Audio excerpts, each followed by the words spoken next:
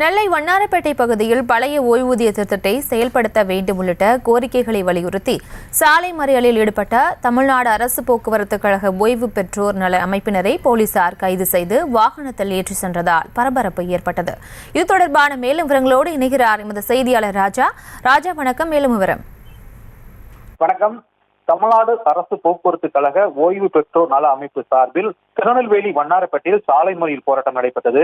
இந்த போராட்டத்தில் கலந்து கொண்டவர்கள் அரசு ஊழியர்கள் தங்களுடைய கோரிக்கைகளை வலியுறுத்தி சாலையில் அமர்ந்து முழக்கங்கள் எழுப்பினர். குறிப்பாக 105 மாத பஞ்சப்படி உயர்வினை நிலுவையுடன் வழங்கிட வேண்டும். போக்குவரத்து கழகத்தில் ஓய்வு பெறும் ஓய்வூதியர்களுக்கு 2 ஆண்டுகள் கழித்து வழங்கப்படும் ஓய்வூதிய பண பலன்களை உடனடியாக வழங்க வேண்டும். ஒப்பந்த முறை பணி நியமனத்தை கைவிட வேண்டும்.